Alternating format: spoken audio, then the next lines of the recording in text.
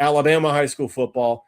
I'm going to start implementing this when we get closer to the football season.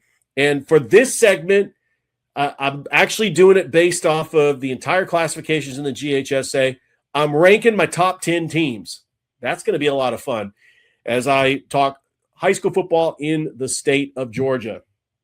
But let's go ahead and not waste any time. We are going to go straight to the big story that everybody is talking about, and that is the World Cup final, where Spain wins the World Cup for the first time since 2010. It's their second World Cup in their country's history, and I watched this from start to finish. Argentina was trying to go back-to-back. They haven't had a back-to-back champion since Brazil did it in 58 and in 62. But Argentina has the greatest player in the world, Lionel Messi, and they were shut out. Spain's defense was absolutely remarkable. In 7 World Cup matches, 6 shutouts, and they scored in extra time to win 1-0 over Argentina. Argentina didn't even get a shot off, but Spain had the time of possession.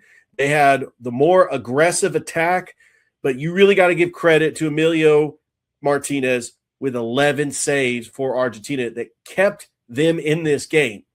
But Spain has been the best soccer team in the world, and it's been that way for the last couple of years. They have not lost a soccer match since 2024. They have an incredible 38-game win streak, and they have one of the best and brightest players that is a phenom that's going to be competing in the next 4 World Cups. And I'm talking about Lamine Yamal, who's only 19 years old. I know he didn't score a goal, but every time he touched the ball, he was electric. I was pulling for him. I wanted to see him get a goal. He actually had a goal that almost became an own goal by Argentina early on in the match. And this is what soccer fans wanted to see.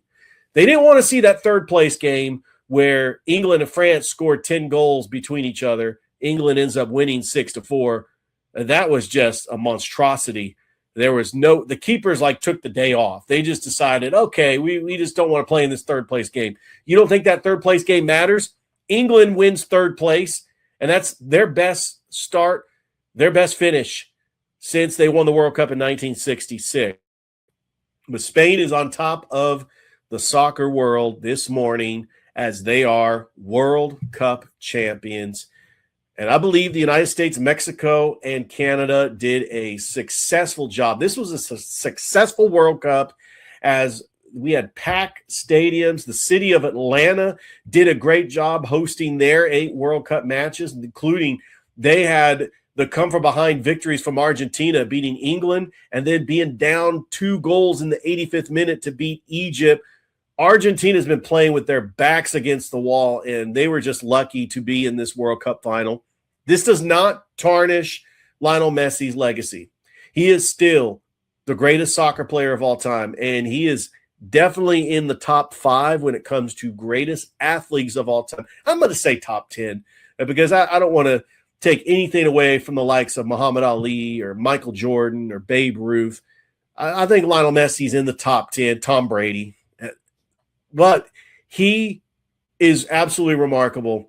The fact that he was playing at a high level at age 39. He turned 39 during the World Cup.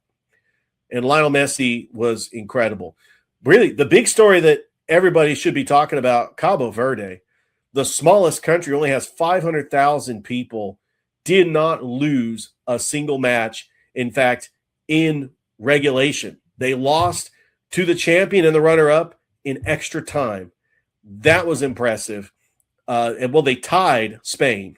So they tied Spain and they lost to Argentina in extra time. Cabo Verde was fantastic. As far as the United States, well, they got to get to work because World Cup qualifying starts in about a couple of years.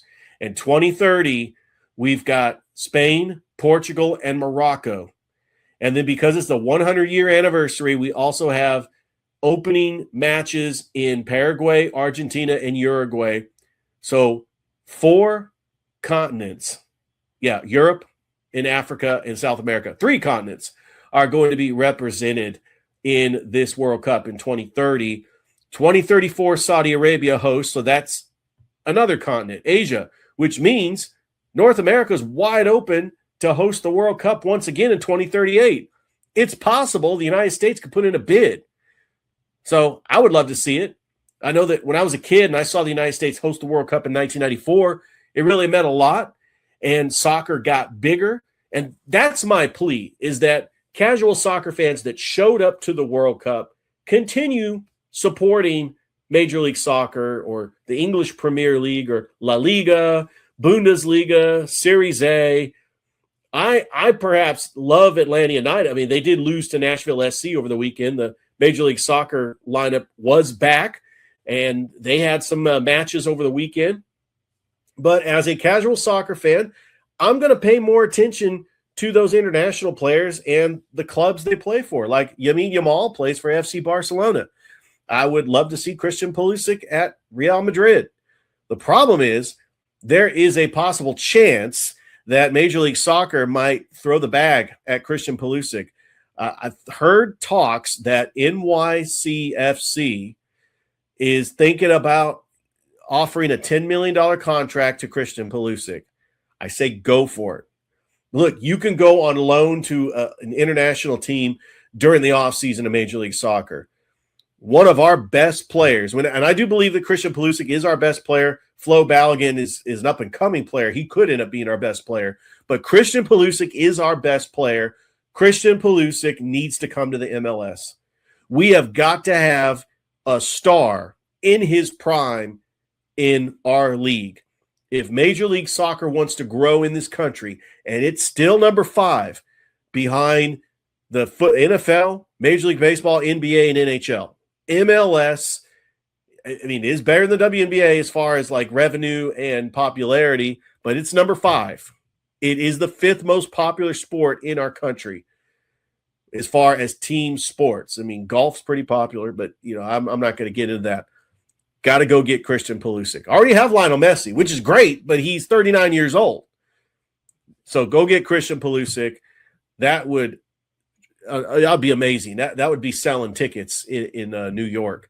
If he becomes their star in New York, we're talking about being up there with all the New York, like Aaron Judge, Jalen Brunson. Christian Pulisic would be up there with some of the top athletes in New York. So that's really what I want to say about that. We did have another big-time news story that happened over the weekend as the Atlanta Hawks trade away the overall number 1 pick in the 2024 draft, Zachary Riza-Shea, in a 3-team trade with the Dallas Mavericks and the Oklahoma City Thunder. And the player they get back is a former first-team all-defensive player, Lou Dort, from the Oklahoma City Thunder. I like this move. First of all, I think they gave up on Zachary Riza-Shea a little too early. Yeah, he wasn't a superstar when they picked him number 1. They could have got Stephon Castle. They could have got Alex Sarr. Zachary Riza-Shea did average 12 points in his rookie year, and he was voted 2nd in the Rookie of the Year voting. But last year, his minutes, they diminished. He averaged less than 10 points a game.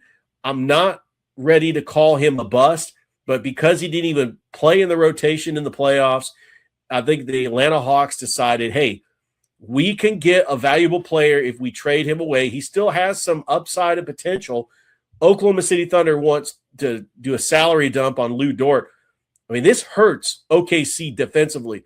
Lou Dort is one of the best defensive players that I have seen, and he's the reason why the Oklahoma City Thunder were able to win a championship 2 years ago. This makes the Atlanta Hawks so much more defensive-minded. They still got the offensive pieces like Jalen Johnson. I do think that Kingston Flemings is going to come in and be a point guard that is going to be like that facilitator. But now you've got defensive stoppers, Dyson Daniels, Lou Dort, Nickeil Alexander-Walker. You are going to be focused on defense. This makes the Atlanta Hawks better because I wasn't expecting Zachary Riza-Shea to contribute. He hasn't. He didn't contribute in the playoffs.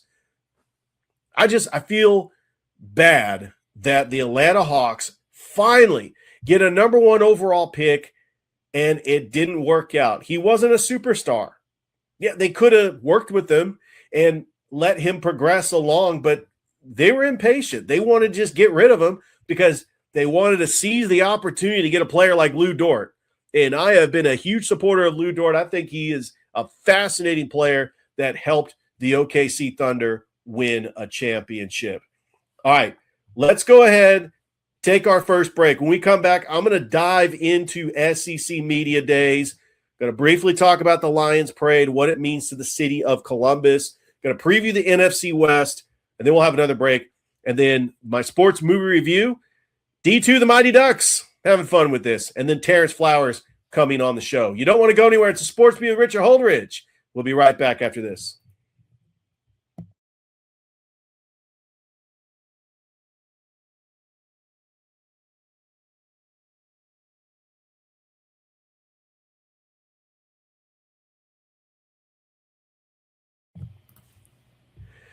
We're back here on the Sports Beat with Richard Holdridge. It's Monday night. I am so excited that I have this show. This is a podcast I've been doing for 6 years, and I'm excited for the first time that my good friend Terrance Flowers from CGY Sports is coming on the show. Wednesday show, I'm going to have WTVM's Mackenzie Collins. I am really excited about that. And then next week, I got WALB's Aaron Moe, who's going to be on here just talking a little high school football, because a lot of the teams up here in Columbus are going to play all those teams down in Southwest Georgia. So I couldn't think of a better guest to bring on than Aaron Moe from WALB. So the guests are lining up. I might have a guest once a week. I might have a guest twice a week. I do appreciate Philip Jordan for coming on the show last week.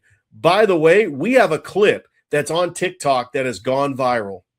And my definition of viral is 20,000 views. I mean, that's 10,000 to 20,000 views is like my definition of viral. I know that the true definition of viral is something that is like 100,000 views or a million views.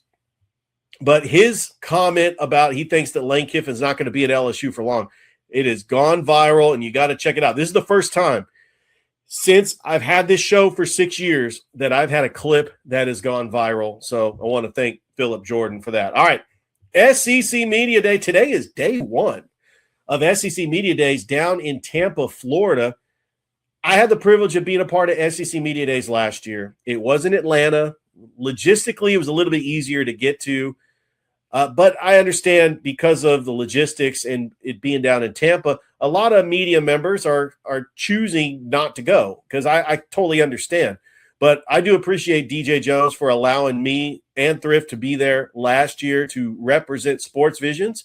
As DJ is down in Tampa, we had him live remote on the road with Sports Visions earlier this morning on the Sports Visions morning show, and looking forward to hearing what he has to say.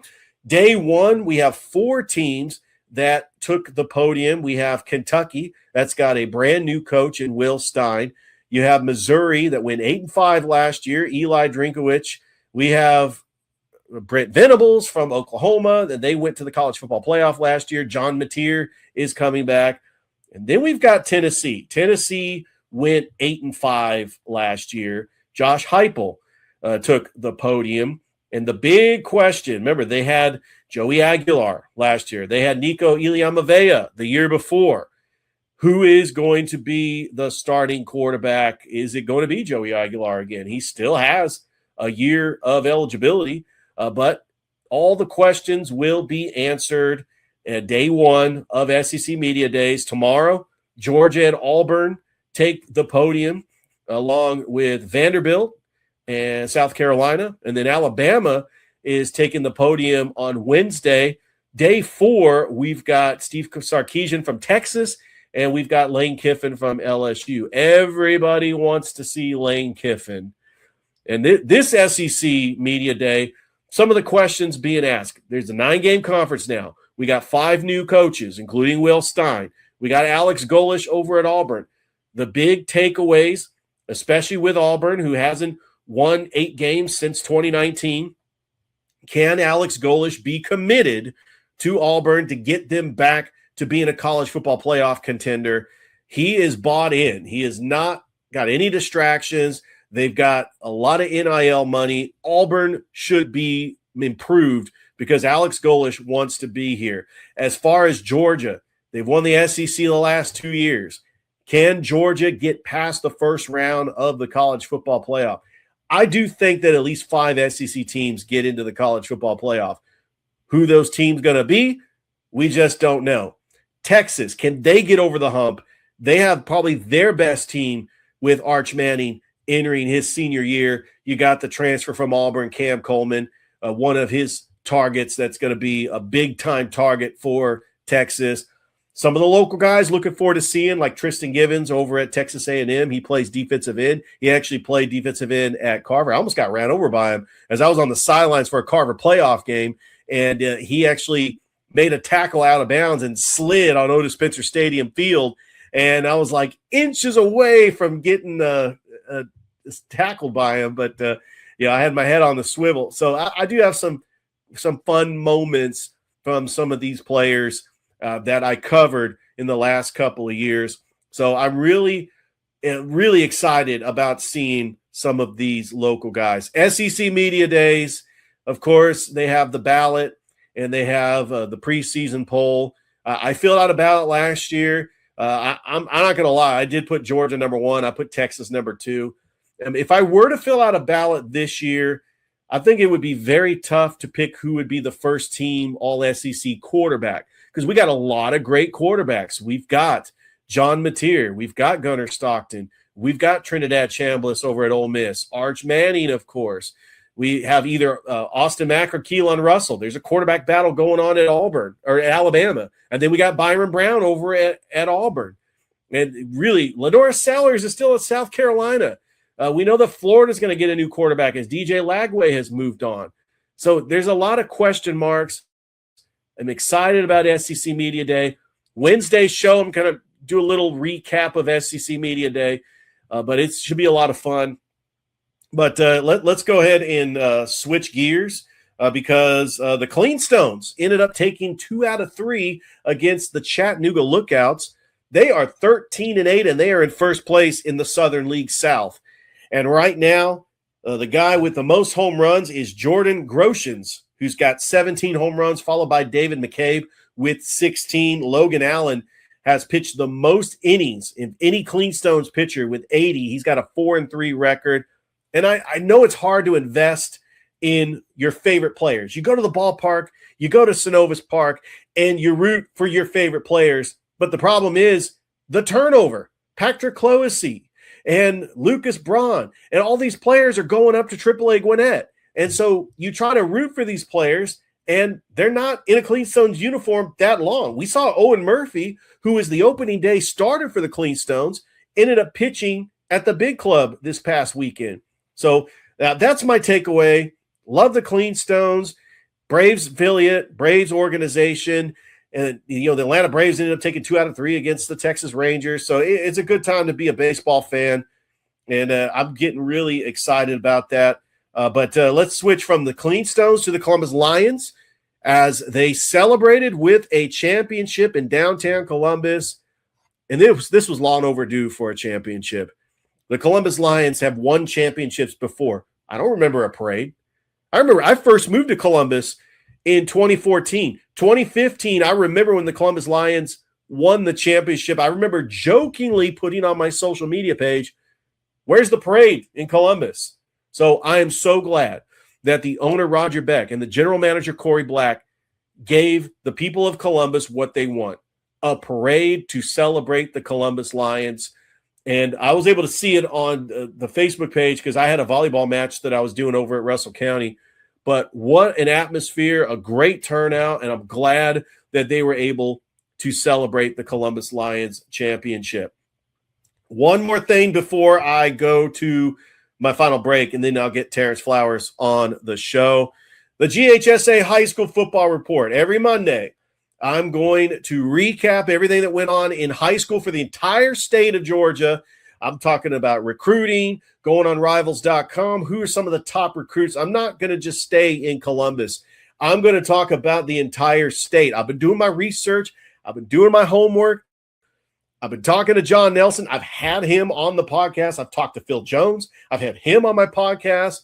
I am invested in high school football in Georgia. I was a believer when I was on the sidelines of the Mercedes-Benz Stadium last year for Carver State Championship, and the matchup after Carver won their state championship was Buford and Carrollton, and I was completely blown away by the fan base, by the atmosphere. It felt like a college football game. It was absolutely incredible. So on this segment, I'm going to do a different segment every week. You know, I might rank the top quarterbacks in the state of Georgia. I might rank the top teams in the upper classifications, top teams in lower classifications. I wanted to keep it simple.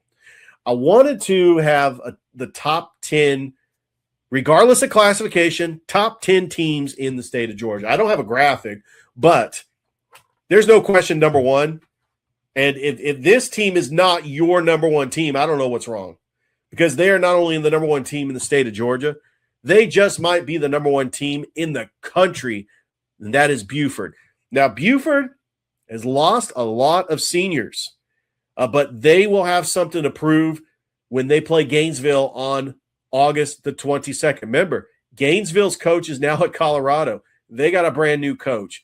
So that Buford-Gainesville matchup, I'm really excited about. Remember, Gainesville was the runner-up in 5A. Gainesville's now in 6A. Remember, they did away with Class 1A Division II and Class 1A Division I. So it's now 1A, 2A, 3A. So 7A is back. Buford is in 7A, and I got Buford at number one. Number two, now the criteria I have for the top 10 is if you at least made it to the championship. I know that there are some teams that, you know, are deserving of being in this top 10, but you got to at least get to the championship, because I have to do all the classifications. Number two is another 7A school, Carrollton.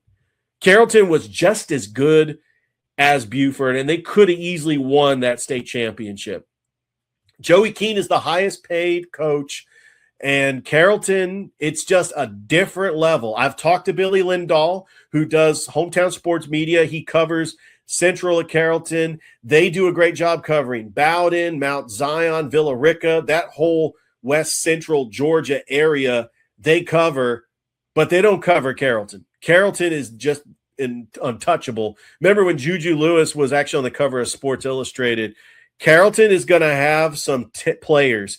Cam Wood, their leading rusher, he's graduated. But Nick Archer, we got CJ Cipher. Yeah, Nick Archer, he's coming back. Zach Watts comes over from Carver Columbus. And then CJ Cipher is coming back as the quarterback. And Carrollton opens up the season on August the 21st, taking on Rome. I'm telling you, there could be some candidates here for a GPB game of the week. And I know that we had Matt Stewart on the Sports Vision Morning Show. That's a possibility. He does a great job with the play-by-play for the GPB game of the week. And number three, I got Thomas County Central. 15-0 last year, completely obliterated Gainesville in that state championship. There's just something in the water down in Thomasville. Thomas County Central, and when I have Aaron Moe on the show next week, that's one of the schools he covers. We're gonna go into a deep dive. Why is Thomas County Central so good at football? That's the big question. I've been down in Thomasville. There's just something in the water. They got Thomas University over there. They got Thomasville. They've got some pretty good teams over there, but Thomas County Central just plays on another level. I got them at number three. Number four, I got Creekside. Creekside ended up winning the 4A state championship. 15-0, absolutely dominant, beating Benedictine in the 4A state championship. And then this is where it gets dicey, because I was really having a hard time picking this team, but I got at number 5, I've got Sandy Creek. Sandy Creek easily could have lost to Troup County the final game of the regular season, but they had a great season, and they ended up beating Jefferson in the 3A state championship. Sandy Creek has won multiple state championships, including one with an asterisk with playing. Oh, no, I'm not going to get into that. No, but okay. So number 6, I got Carver. Carver Columbus. Carver Columbus went undefeated last year. They dominated everybody. The only close game was an 8-7 win down in Americus over Sumter County. They are in 3A, which is pretty much still 2A. They still got most of the teams that was in 2A last year are playing in 3A, and they are in a tough classification with Sumter County, Crisp County, and my next team on the list, Worth County. They get to play Worth County this year. Worth County, I got them at number 7. Worth County won the Single A Division I state championship last season, and that's going to be a collision course between two powerhouses. Worth County out of Sylvester, another one of those Southwest Georgia schools. I got them at number 7. Number 8, I've got Bowden. Bowden has won 4 straight state championships. And they have a new coach, Caden Prothos, now at Georgia. But I think that Bowden, even though you got great schools like Lincoln County, Clinch County, Schley County, they're coming for Bowden. Bowden has won 4 straight. I've been covering high school football for about 4 years now. Bowden is, they've beaten Manchester. They've beaten Schley County. They know how to win, and they are able to win, and convincingly, situationally, they're a very good football team. Sometimes they might stumble in the regular season. They're going to have, Calvary Christian's going to play them this year. I mean, they're going to have some teams in our area that we're going to get to see Bowden play. And so Bowden is there at number 8. At number 9, I've got Benedictine. Now, Benedictine was the runner-up in the 4A championship. Benedictine has always been great. I remember when they beat Carver in 2021.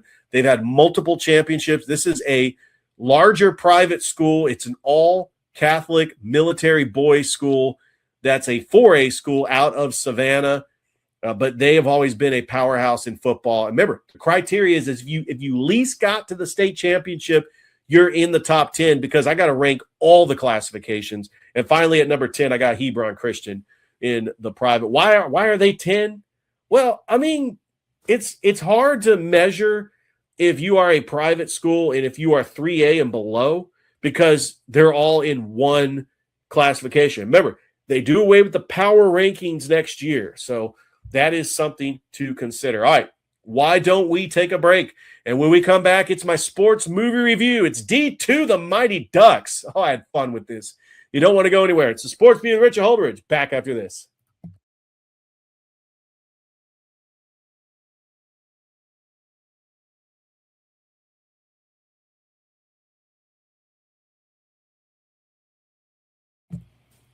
And we are back here on the Sports Beat with Richard Holdridge. The NFC West preview. This is the best division in football. No question about it. Got the Super Bowl champs. You got the Rams, who signed Myles Garrett, possibly could get Aaron Donald. You got the 49ers, who had a second-string defense that got to the divisional round playoffs last year. And then you got Jeremiah Love, one of the most electric rookies coming out of the draft for the Cardinals. This division is absolutely loaded with Super Bowl contenders. And you got the Cardinals, which will be decent when Jeremiah Love takes the field. They're going to win some games with him. But there is a misproportion between the top 3 teams and the Arizona Cardinals. But even with that, this is still the best division in football. We're going to start with the Seattle Seahawks. Super Bowl winners, but they got a lot of breaks last year. The fact that they got to play the 49ers again after beating them in Week 17, and the 49ers they had nothing left in the tank, and they demolished them 41-6. It wasn't even close. But if the Niners somehow, some way were able to get Fred Warner back, or they ended up beating the Seahawks in Week 17, might be a different story. But that's not the case. The Seattle Seahawks, they barely got by the Rams. I thought all season long that the Rams were the better team, that the Seahawks ended up getting lucky and winning that game. And they played a New England Patriots team that really had no business being in the Super Bowl. If Bo Nix doesn't get hurt, the Denver Broncos are in the Super Bowl. It was also a year that Patrick Mahomes got hurt. The Buffalo Bills choked in the playoffs. So the Seattle Seahawks deservingly wins the Super Bowl. But this year's going to be a little different. They're playing a first-place schedule. Kenneth Walker III is now on the Kansas City Chiefs. They still have the best wide receiver in football, Jackson Smith and Jigba. And then they've got Rashid Shaheed, who was an incredible off-season pickup or mid-season pickup last year, kind of like when they got Percy Harvin to help. Percy Harvin helped them win a Super Bowl. Rashid Shaheed helped them win a Super Bowl with his electric play on special teams. And Cooper Kupp, the ageless wonder, is a reliable third down receiver. But the defense is not the Legion of Boom. I look at this defense that the Seahawks have, and they are beatable. Remember, the 49ers beat Seattle in week 1 when the Niners had all their players. And the Seattle Seahawks are just not that team. I remember that team that was so dominant with the Legion of Boom and Russell Wilson and Marshawn Lynch, and they were getting ready to become the next dynasty. They were about to win their second Super Bowl, and the Malcolm Butler interception changed all that, and they just didn't really recover. But the fact that they gave Sam Darnold a chance, Minnesota bailed on him, but Sam Darnold deservingly wins the Super Bowl. I just think this year is going to be a little bit of a different story. Let's talk about the Rams. The Rams ended up finishing with an incredible season, but they just came up short to the Seattle Seahawks in the NFC Championship. I thought that Matt Stafford played like an MVP, and they had a great play from their receivers, Puka Nacua. Devontae Adams, when healthy, the Rams were pretty much unstoppable last year. I think they barely got by against the Panthers and the Bears to get to the NFC Championship. But this year, it's a little different. Getting Myles Garrett, they feel that they're going to be a Super Bowl favorite. But you had to get rid of Jared Verse to get rid of Myles Garrett. Myles Garrett is an upgrade, but you still got rid of Jared Verse. They also ended up getting Trent McDuffie from the Kansas City Chiefs. Cornerback position was a problem for the Rams last year. There's still talks that Aaron Donald might come out of retirement and play for the Rams. That's why I think that this is the best division in football. And let's talk about the San Francisco 49ers. Because the 49ers upgraded, no question about it. Mike Evans is an upgrade. I do not care about Brandon Ayuk. He's gone. George Kittle still is going to be hurt, but Jake Tonjes is a pretty good backup at tight end. The San Francisco 49ers, when Christian McCaffrey is healthy, Trent Williams is healthy, Brock Purdy is one of the most efficient quarterbacks in the NFL. Oh, yeah, by the way, that defense is getting Nick Bosa back. Fred Warner, Mykel Williams. They just signed Iggy Oguzea from the Dallas Cowboys. And welcome back Dre Greenlaw. That's a huge pickup. I'm telling you, the San Francisco 49ers are going to compete with the Seahawks and the Rams and could possibly, if they could just get over the hump, it might be the difference of whoever wins this division is going to win the Super Bowl because home field advantage. But if it's the Rams, that's not going to be much of a home field advantage. The Niners play very well down at SoFi. But these three teams are all Super Bowl contenders. Now, do they stack up like the NFC? And I'll preview the other NFC leagues. You know, we still got the NFC North. We still got the NFC East. The Eagles are still going to be good. The Giants are going to be improved. The Bears with Caleb Williams are going to be improved. The Packers, they got Jawan Jennings and Kyler Murray. They're going to be improved. I think the Packers are that team that's kind of going to be on the hot seat, Matt LaFleur. But this team, the San Francisco 49ers, remember, they're playing a third-place schedule, and they're getting all their defensive players back. Now, they're going to miss Robert Saleh. He's now the Titans head coach. But Raheem Morris as your defensive coordinator, and I always trust a Kyle Shanahan-led offense. Kyle Juszczyk is coming back. They got Mike Evans. If Ricky Pearsall stays healthy, that's a great 1-2 punch at receiver. I think that the San Francisco 49ers, I'm not going to say they're going to win this division, but they're going to be right up there with the Rams and the Seahawks. This is going to be fun. This is really going to be a fun NFL season. And now let's talk about the Arizona Cardinals. 3-14 last year. Kyler Murray is no longer on the team. I don't know how to handle this because they're in a division where they could easily go 0-6. But I still think they could win 4 or 5 games because Jeremiah Love is going to be a deciding factor. He is going to be a playmaker that's going to win you games. The Cardinals still have a pretty good defense with Budda Baker. They have some key players on defense, and this is also going to be, Mike LaFleur is now the coach at Arizona. They parted ways with Jonathan Gannon. And so the starting quarterback, here are your quarterbacks that are going to be battling for that starting position. I think Jacoby Brissett's going to get it, but you also have Gardner Minshew, and then you got Carson Beck. Can Carson Beck win the starting job? I don't know if he does or not, but they do get Kendrick Bourne, and they do get Tyler Algier.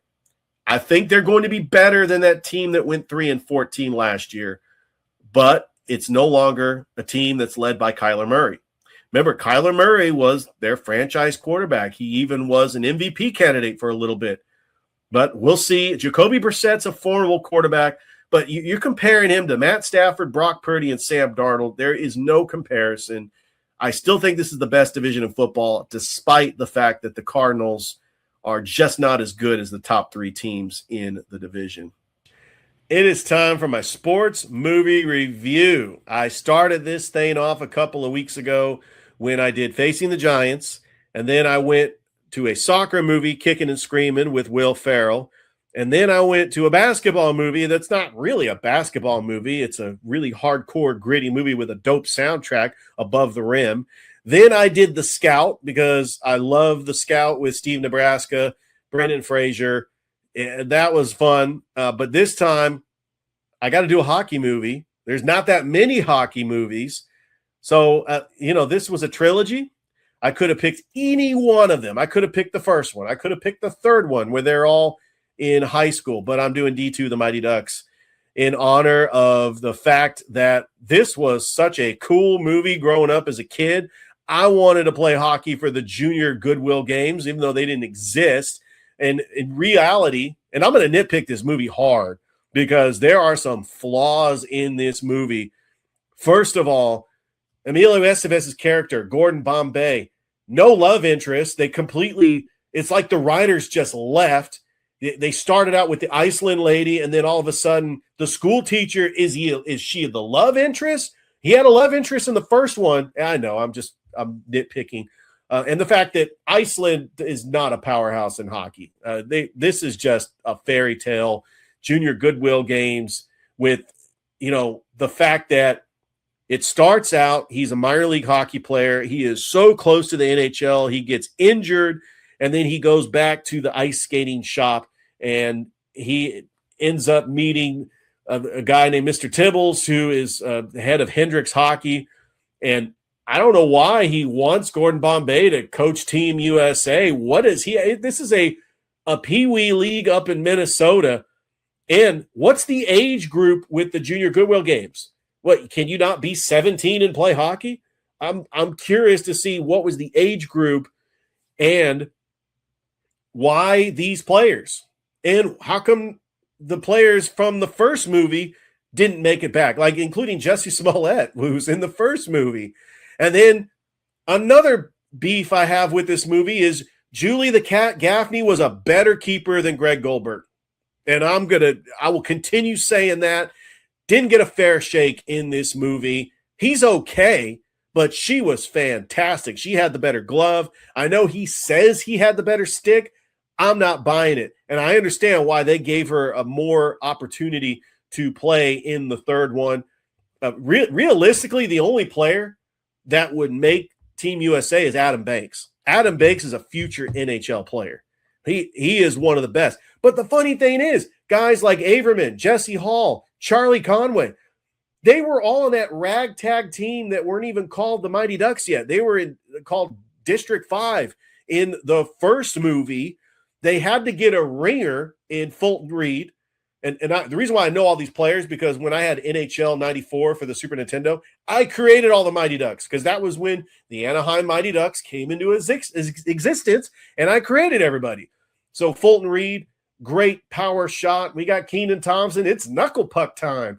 He ends up replacing Adam Banks, and I still to this day cannot do a knuckle puck. I was so inspired by this movie. I'd go out and play street hockey. Growing up in the San Francisco Bay Area, we didn't have an ice skating rink to go to.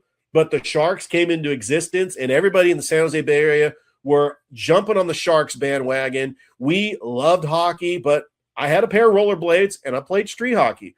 And I attempted to do a knuckle puck, and it just didn't work out. It does not do what it does. I mean, remember, this is Hollywood.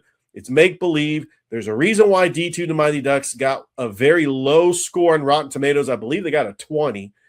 It's a bad movie. But when you're a kid, you think it's so fun.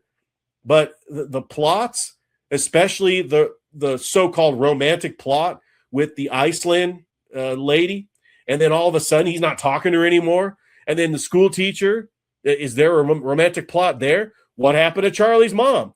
Why is the villain from Die Hard not in this? So many questions. Wolf, the dentist Stanson. I recognize him immediately because he was in Cobra Kai and he was hosting the Sekateka. So a lot of pop culture. I don't understand why they met Wayne Gretzky. He's Canadian. I mean, they beat Canada. The fact that Iceland lost to Russia, I thought this Iceland team was unstoppable. Man, it's exhausting, but that's my sports movie review in a nutshell. Wednesday show, I am going to reveal what my sports movie review is going to be for next week, and I'll give you a clue.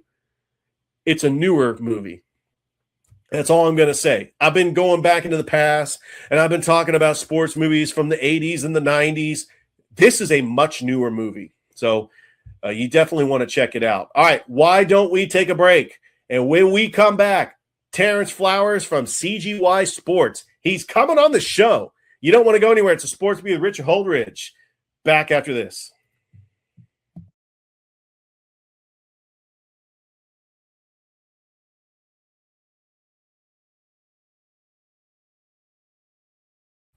And welcome once again to another edition of the Sports Beat with Richard Holdridge. I hope that you are enjoying your night, and we have got a fantastic show. We're going to have another fantastic guest coming on the show. I've known this guy for a while, and he is just a great guy. Overall talented broadcaster and very opinionated.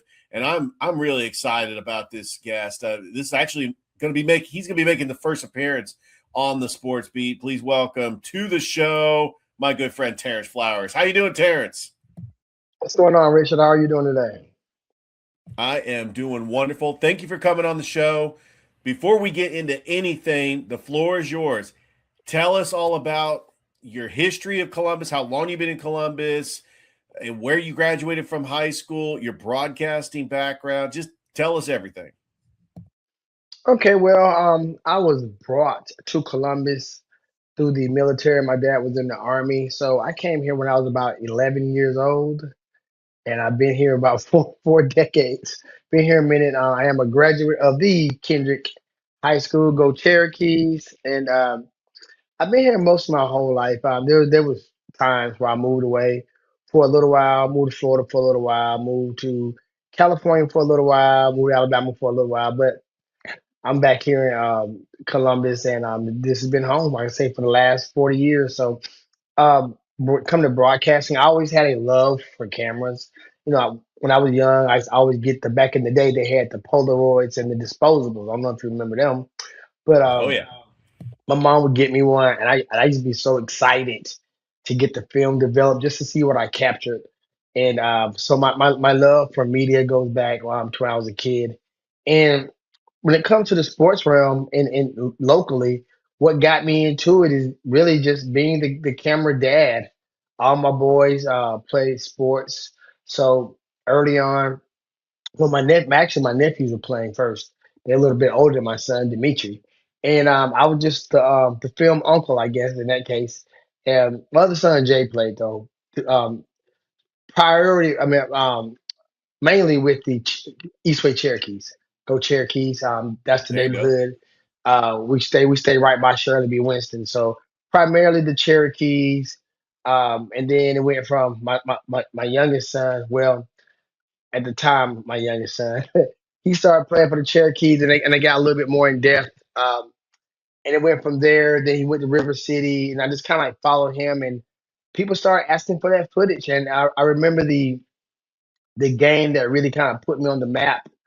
Not so much with the people in Columbus because they knew, but I actually filmed a game when it was the CYF championship against Fort Benning, and a soldier hit me up, a colonel, and he told me that he wasn't able to see his son ever play football because since his son's been playing, he's been deployed.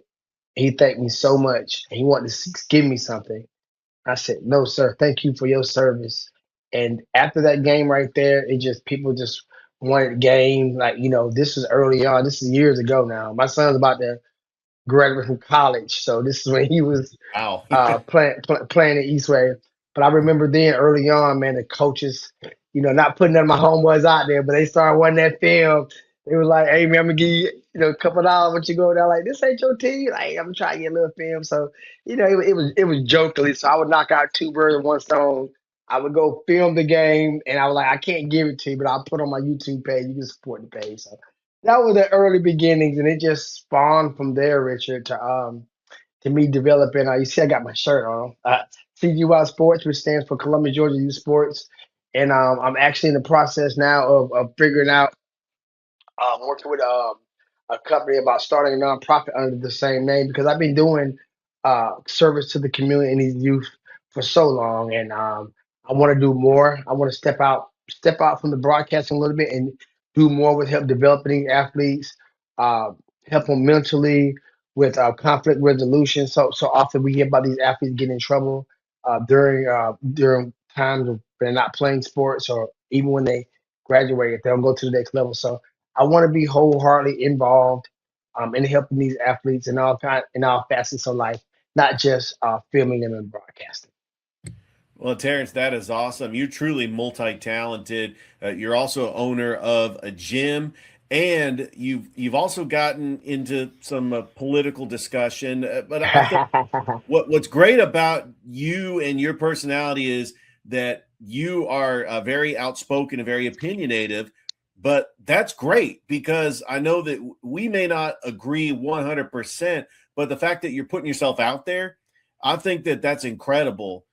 So I do want to talk about how you got, your persona. You're known as T Flow. You have a catchphrase. I'm gonna end up butchering it, Terrence, but like the GOAT coach. Just go ahead and give us that catchphrase. I think it's fascinating that you've actually created your own brand. Yeah, it's funny when I hear the young people try to like they see me in the city, see me at the store, and they're trying to recreate it too. But I'm gonna say it slow. It's the host with the most from coast to coast, the GOAT, Coach T. Floor. I messed up myself, Coach T. Floor. I done added something else to it. The man with the master plan from Columbus to Japan. I love it. But yeah, it's all in fun. And you mentioned politics. And yeah, and that comes from let me. I have to go back.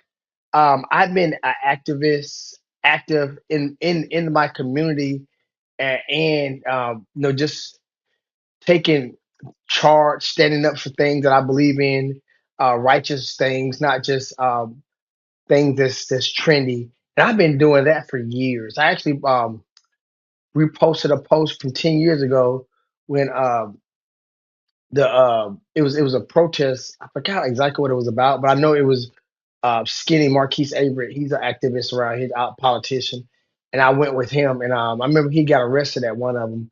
But then we had one with the one of the cops. I think one that might have been a cop, might have been a Metro narcotic. They killed the guy on I-85. They Kenny Walker. They shot him, and we had a big protest with that. So all that stuff I've been active in that. That's not nothing new. Now, what is new is probably people seeing my visibility because Facebook and all those things it wasn't as big then. I think they were out, but maybe not as big then. MySpace, most definitely. But my activism is just part of who I am. I can remember going back to Kendrick High School.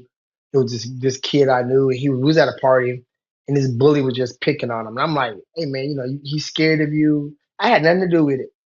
He doesn't want to fight you. Leave him alone." And he was like, "Who are you? What do you have anything to do with it?" I said, "I have nothing to do with it, but you got him. You won. You punking him out. You embarrassed him. just let it go, bro. And just taking up for the little guy. That's always been a part of who I am. That's just something that's in me. And people will say, they'll tell you, business. If you're a business owner, you shouldn't get involved in stuff that hurts your business. I absolutely think that's false. I think that's what's for you. God's gonna give it to you. And I also think some people like that courage and like when you stand for something and be spearhead for the righteousness in your community. So uh, if you always look back, um, reverends and even what's his name? Let me get it right.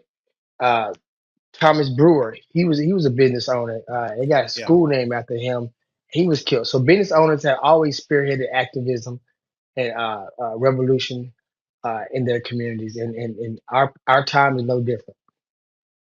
I do want to switch gears and talk about sports, and also want to talk about your gym. Let's stick with sports at first because a couple Oh of yeah, years we can. ago, was that? I said yeah, we can. We can. I just want to get that out there. That's all. No, I know. I think it's fascinating, and we both have the same common goals. But when it comes to sports, we both love this community. It's about the kids. I know that it's no secret if you know my personality, and a lot of people in this community know you. That you streaming for CGY Sports, myself streaming for Georgia Alabama Sports Live. Yeah, you could say we were competitors, but if we have the common goal, we want to help each other out. I thought it was fascinating that we actually did the middle school championship together. It meant a lot because it needed to be done. Every time we go to a game, I always try to be helpful. I'm making sure that you and I are both like helping each other out, making sure we got correct rosters. And that's really what it's all about. Yeah, we want to try to get the most views on our page, but it's also about the kids. Why is that important? Where we stick aside our differences and we come together for a common goal to make sure that these kids get the coverage they deserve. I think that comes from a place how you treated me and how I treated you. I think it comes from a place of mutual respect and professionalism. Um, Oh, not no not to question. get back in, not just let me just jump on sports for one quick second. When I do media outside of sports, uh, uh, cameramen, journalists were always kind. We're always helping each other out. This person might be with this company, this people, and it's the same with sports. I have to give you and Thrift a special shout out. Y'all have been beyond the realm of kind and helpful with me. It's been times where I was just like, because as you know, it's good help is hard to find. So a lot of times y'all saw me, I was by myself, and it's been Oh, yeah. time after time when we did broadcast, you guys were clutch. Now, one thing I can say, because what I do is I analyze things, and I knew early on, probably several years ago, that you guys were going to be the next big thing. I saw it coming. I'm like the organization, the structure, the strategy, the way you guys did your thing. I knew that you were going to excel and go beyond what most of us were doing, just because of the teamwork and how you guys were doing it. It was something new. And it wasn't like with me, it was like I was competitive. It was like I know my lane. Now what I champion myself on is yeah, I'm gonna stream the game, but I create reels. And that's why I don't know if you know, but that's why I started to gravitate to it. Sure, I would get the Oh, game, yeah. but I had the hit stick player of the day. You got mossed. I had a couple different reels where I was putting up, especially during football season. And I always, like you said, Mr. Controversy, I would always ask a question just to, start the conversation up. So I didn't never get into the competition with you guys. I knew you guys were going to come in and keep growing, keep flourishing, keep blossoming. And when I saw you guys going to like Middle Georgia and doing semi-pro stuff, and I'm like, oh, God is good, and I wish you all well on you guys' sports media journey. Oh, I appreciate that, Terrence. And I do want to say I appreciated so much what you've done with CGY Sports. As we grew at Georgia Alabama Sports Live, we knew because we were calling Smith Station, Russell County, all the private schools, that we couldn't call every single game at Muskogee County, and you did a fantastic job covering Kendrick last year. As Thank I you. actually used your footage to get score updates for Kendrick because I was doing the halftime show on Friday nights, and so kudos to you. I love CGY Sports. Sad to see that you're taking a hiatus from streaming, but Yeah, keep doing what you're doing because it's working. Because you're doing great things with CGY Sports. appreciate it. And like I spoke to you guys the other day. Like it's athletes that I really care about, like not just as a media person, but I've had hands on contact, like Kingston Oh, the Brown, boogeyman. the boogeyman. He got great things in his future, and like I said, I've worked trained him with strength condition at my gym. I followed him at Midland. Uh, so covering athletes like that, that's where I think I want to kind of like focus, just to kind of boom. He's getting real good looks. He got, I think, over 40 D1 offers. And just to kind of like highlight his brand, put him out there. Not only him, but other athletes too. But the ones I've sure enough touched, I have a son, Nehemiah Easley. He's up and coming. He's in 10th grade, wide receiver, safety. He's doing great. He's slaying all the 7-on-7s and stuff that he's doing for OTA work. So definitely pouring into him and just kind of like taking a step back from the streaming. Not saying I'm not gonna be at the game, not saying I'm not gonna be involved, but just to kind of, you guys got you guys. Columbus is a good hand with you guys, man. You guys are doing your thing.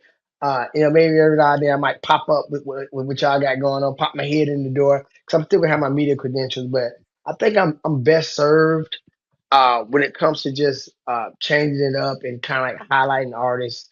I'm a decent editor, and like I say, if I can, I go on Dog Page and get the scores. I do that a lot Oh too, yeah. and just kind of put the content out in another way. Terrance, I want to talk about your gym. This is your opportunity to plug your gym and tell the story of Big Nash. A lot of people don't know that story. It is fascinating. WTVM's Mackenzie Collins did a great job featuring Shout out Big Nash. McKenzie. How did you meet him, and what's the update on Big Nash? So once again, CGY Sports. That's why I can never just let it go because it's been a blessing to me. I met Big Nash, his mom, Tanya. She reached out through CGY Sports, and she wanted me to train him with strength and conditioning. So when he first came, he was 11 when I first got him, and he's 13 now. He just get picked on, get bullied and stuff. So his mom just wanted him to get stronger and better at football. So we could build his confidence up. And one thing that I always say, I'll say it every time. They probably tired of me saying it, but Ryan and Tanya, the Earwoods, I can't thank them enough for trusting me with their son because we our gym is in East Columbus. No, East Columbus doesn't have the best reputation all the time, and there's other places that they could have went, but for them to trust me and the CGY Sports brand and bring them over there, it's been an awesome ride. I knew early on that this kid was different. He was extremely strong for his age, and I just had a hunch one day to start checking powerlifting records, and I went back and cross referenced where we was at, and I'm like, this kid like 40 pounds away from the record for his age. I was like, wow. So I just kind of brought the ideas to his dad, saying that this might be something we might want to check out one day. And it led to first the state record got broke, and then another one, and then it led to an invite to the Nationals in Chicago, and him That's awesome. breaking 4 records for his age group. Great experience. Yeah, incredible story, and we're definitely going to follow his career. Terrence, let's talk about Bro versus Bro podcast. College football Ah, season is coming up, and I loved your hot takes. You are so passionate when it comes to sports, and we do have national sports out there, and so just getting on, with your younger brother, like the day after a game, and getting that instant reaction. Talk about like how often do you produce the Bro versus Bro podcast. And what do we expect, especially coming up for this college football season? That's coming back. So what messed us up with Bro versus Bro, man? Shout out to Pooh the investor, my brother Sean Flowers. He works as hard as me, probably just as hard, maybe even harder. And his job situation, it just kept throwing us off. Keep in mind, I do have a gym, 4.0 Fitness, located at 4701 Buena Vista Road. Shameless plug. And There you go. I typically get up at 3:45 in the morning, 4 o'clock in the morning, Monday through Thursday. So it was just our timing was messed up. But when I say that, that's one of my greatest just earpiece keeps greatest joy is to do content with your little brother, somebody who grew up looking up to you. That's your little brother, and to be arguing with him, it's so fun, man. It's not even work, but it is work. And we was getting some real good looks because, of course, he's a Georgia fan. I'm an Alabama fan, and then just like everything else, when it comes to creating content, you got to have an antagonist and a protagonist. And of course, you already know I love being the bad guy. I love being the villain. When we was young, we played cops and robbers. I was always the robber. And so when it comes to Bro versus Bro, the name Brother versus Brother or Bro versus Bro to be short, it was an instant hit. And I love antagonizing Georgia fans. It's so easy. They're so sensitive.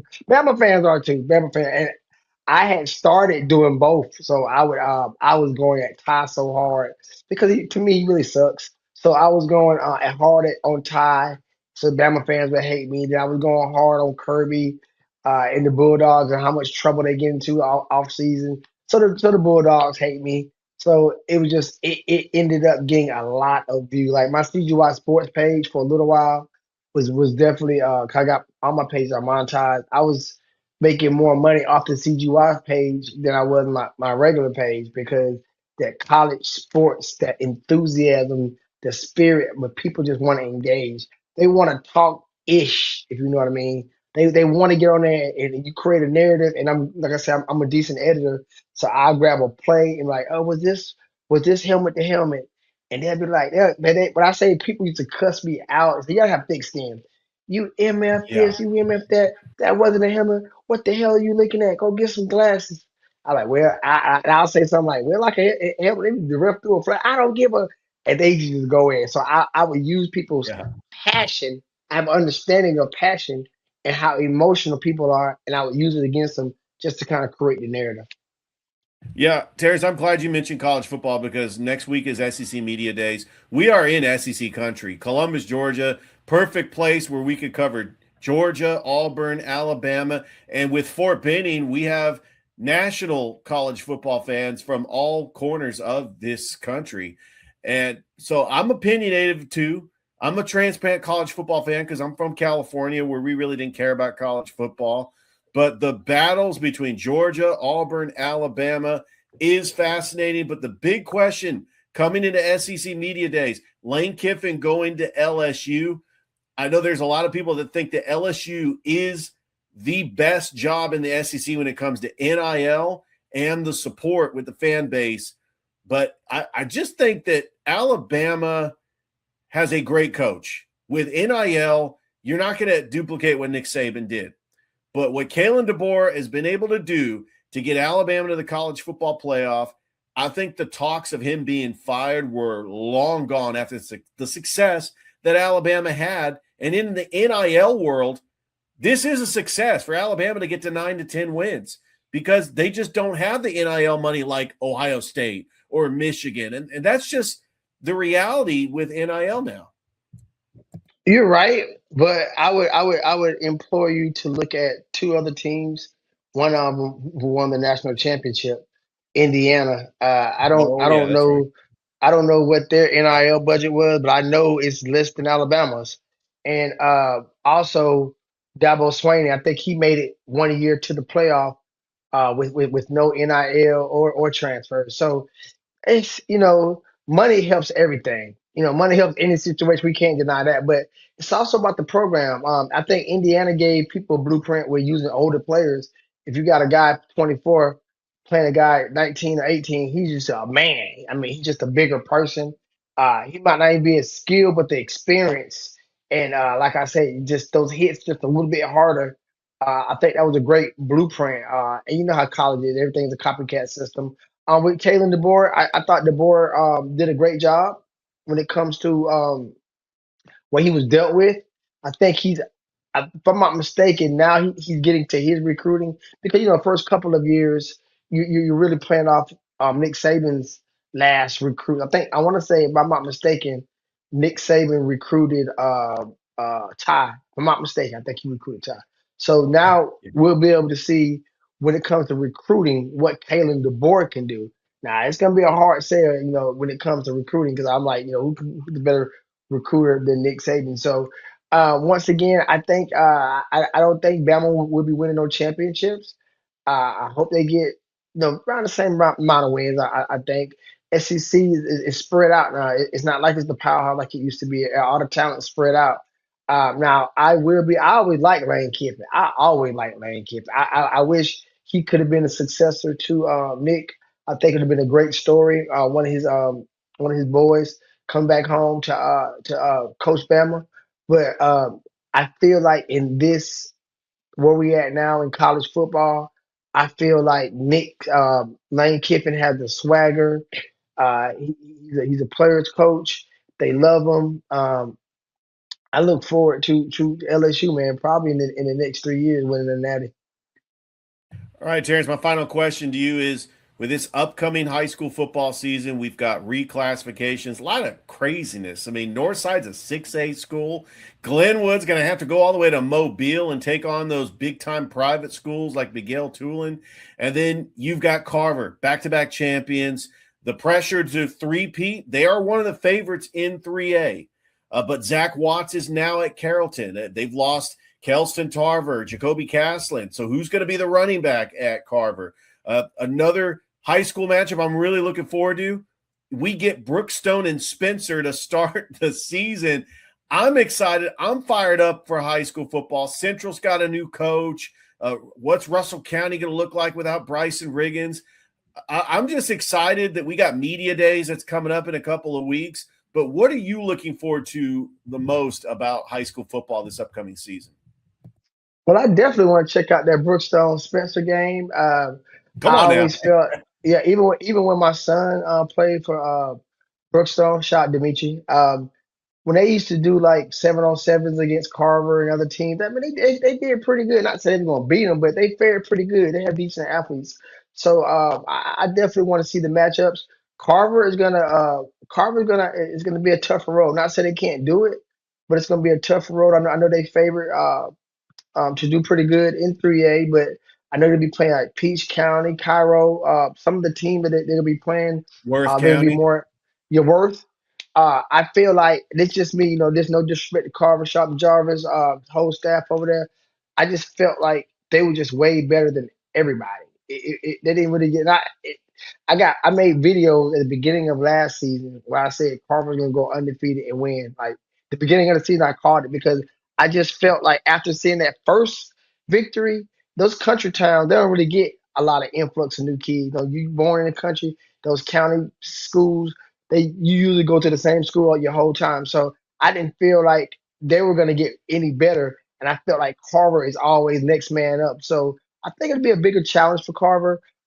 Real quick, before I finish answering that question, shout out to the Columbus Lions for Yes. winning the championship in their division. I mean, dang, in their realm. They Yeah, they, the they went to AAL. the AAL. They went to the Virginia somewhere, and they brought it back home. They had an undefeated season too. So that showed you the talent because most of those boys, a couple of them played for Carver too. That those boys, they're from this area, and they went to win the national title in that arena of football. And it just goes to show you how much talent that we have around here. I will. I wish that it was stricter. It was stricter classification when it comes to these kids going to these schools. I just feel like it would be more competitive. If you got a lot of these kids going to schools where they don't stay in that region, it just gives an advantage to certain schools. And I know that the rules are the rules, and if you follow the rules, I respect it. I just wish it was stricter.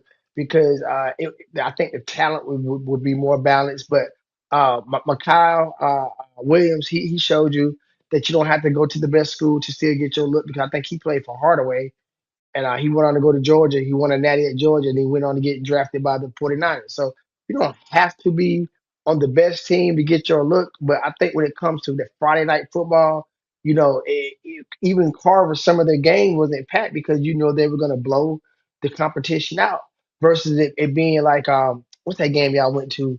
It's a new matchup. What they call it, the Midtown Showdown or something like The that. Midtown Showdown, Yeah, Columbus and yeah. See, Hardaway. that's a game that I look forward to, and like that's Hardaway and Columbus, but it's likely to be a more of a rivalry when it comes to the matchups. I think didn't Columbus beat them? I think Columbus won. Yeah, they Um, split the series when they brought that back. When they were in the same classification the last 2 years, 7 out of the 8 Muskogee County schools all in the same classification. but how they got it now? I think it's kind of better to get Carver out of there. That just Carver was just way better than everybody. So I think it'll be more equal now. Now putting Northside and 6A was crazy to me. Oh, that's crazy. Coach O is gone, so they're gonna have a new coach coming in. And you know what?